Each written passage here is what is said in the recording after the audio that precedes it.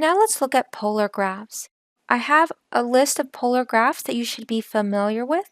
If you forget what they look like, don't worry, your calculator usually can show you what they look like. So we're going to talk about what these look like in general, and we're going to be graphing some in the last two examples, and then we're actually going to be using the graphs of polar functions in section 10.5 when we're finding area.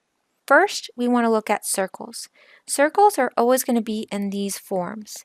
R equal A, where A is just a number. R equals plus or minus 2A times the cosine of theta. And R equals plus or minus 2A times the sine of theta. So if you have R equal a number, like we have in this picture here, this is R equal 3, that's just going to be a circle. If you have R equals a number, a positive or a negative number times the cosine of theta, like we have here, R equals 3 cosine of theta, you're going to be a circle.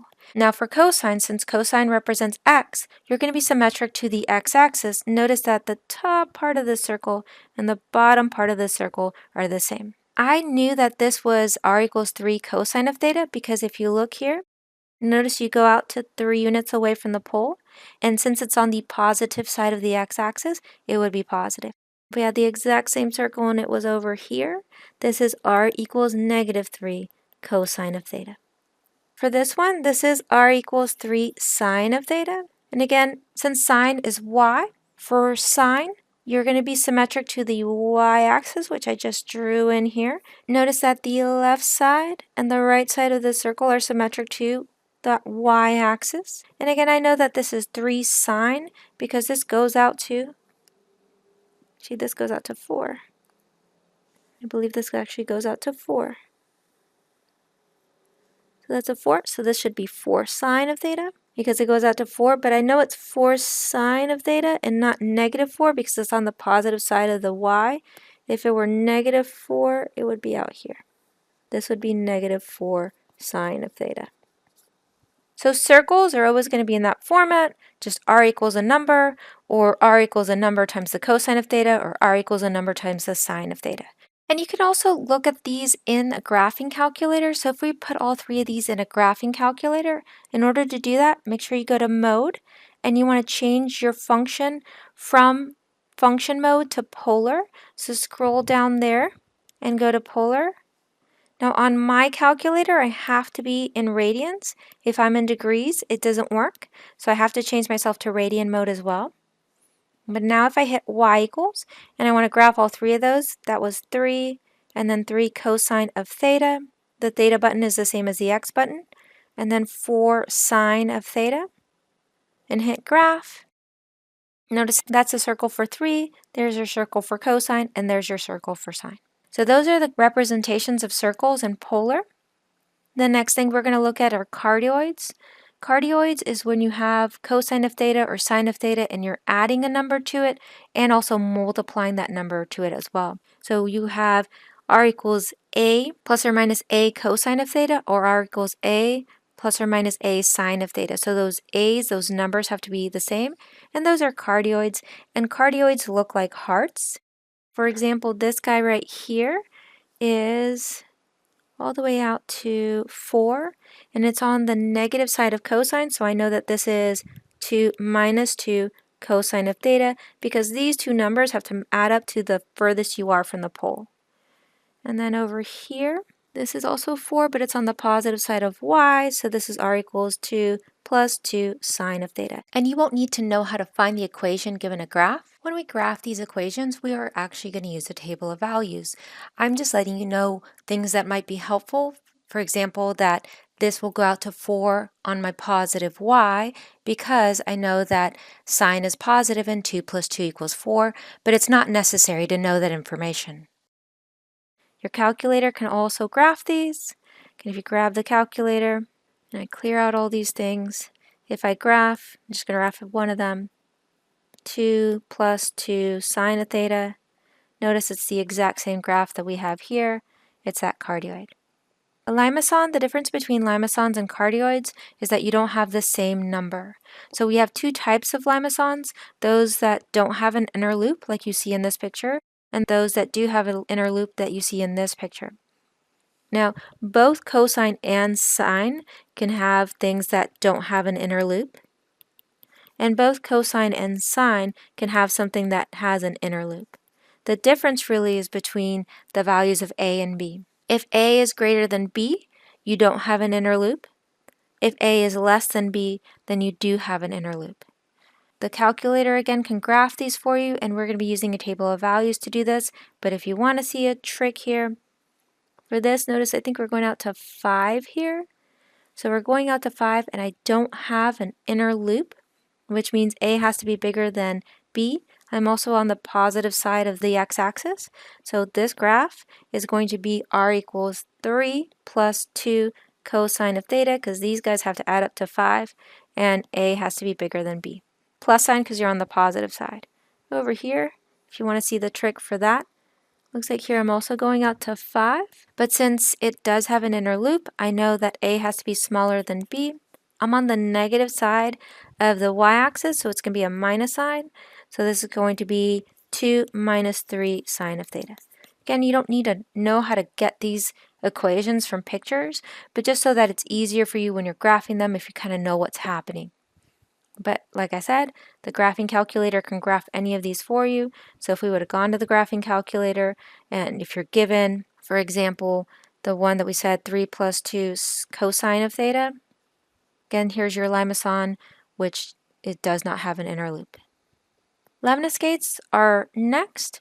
So you have two types of lemniscates, one where you have r squared is equal to a squared cosine of 2 theta, and then the other one where r squared is equal to a squared sine of 2 theta. For cosine of 2 theta, so with the cosine, you're going to be symmetric with respect to that polar axis or the x-axis.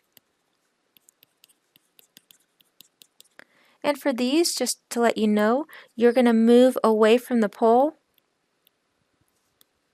the square root of a squared units. So here I moved away all the way to 4, so I know that this is really r squared equals 16 cosine of 2 theta. Because what is the square root of 16? Well, that's 4. For sine, you're going to be symmetric to the line. Theta equals pi over 4. So if I draw on the line, theta equals pi over 4 here. Notice that you're symmetric with respect to that line. And the same thing as before, you're going to move away from the pole.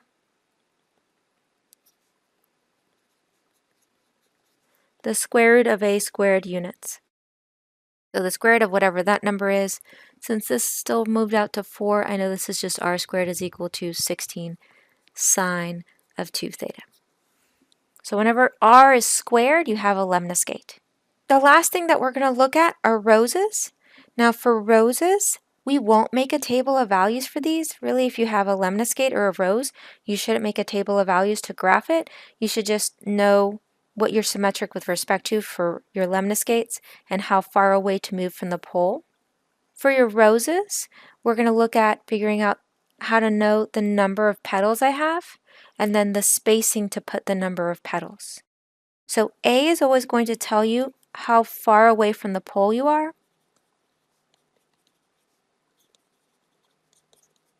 A again is always how far you are from the pole. If the n that you're multiplying theta by, this guy right here, if your n is equal to an odd number, n is equal to the number of petals. If your n is equal to an even number, then 2n is equal to the number of petals. So here I have an odd number of petals, so I know that this is going to be the cosine of, since I have 3 petals, 3 theta. Now I've moved out to 3, so I know that this is r equals 3 cosine of 3 theta. Since I have 4 petals here, I know that my n is going to be an even number, but 4 petals means that my n is going to be 2. Again, I've moved out to 3, so this is really r equals 3 sine of 2 theta. Now let's talk about how to graph these things. when you're graphing these things, you just need to know where do you put your first petal, and then where do you put the remaining petals. So the way that we do the remaining petals, thankfully, is the same for both cosine and sine. That first petal differs. So for cosine, your first petal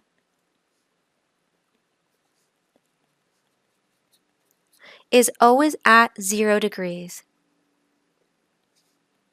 Always. So notice that this first petal is at 0 degrees. For sine, your first petal is at 90 degrees divided by n. So here my n is equal to 2. So notice that my first petal is at 45 degrees. For the next petal, for either one of these, the next petal is always at 360 degrees divided by the number of petals. So that's the next petal. So here I have 3 petals. So 360 degrees divided by 3 is 120. Notice that 120 degrees is where my next petal lies. And then 120 more than that is 240, which is where that petal lies. Here I have 4 petals, so 360 divided by 4 is 90. So if my first petal here is at 45 degrees, the next one is at 135, and then 225, and then 315. So that's how you graph roses. Now, knowing how to graph a rose is important, especially for the next section when we're finding the area of your polar graphs. The other ones, like I said, for your circles, your cardioids, and your limesons, we can make a table of values for. For roses, it's a lot easier if you just remember that if you're graphing a rose, cosine you always start at 0 degrees, sine you always start at 90 degrees divided by n, and that your next petal is always at 360 degrees divided by the number of petals, because it's going to help you when you're finding the area of these polar graphs. Now, when I talk about making a table of values, the way we make a table of values depends upon the given. In most cases, if we're given cosine, we're symmetric with respect to the x-axis or the polar axis, which means that we're going to choose angles there for cosine from 0 to pi. And in most cases, for sine, you're symmetric with respect to the y-axis, or the line theta equals pi over 2. So for sine, we're going to choose angles from negative pi over 2 to positive pi over 2 to make our table of values. And we're going to look at that a little more in the very last example in this section.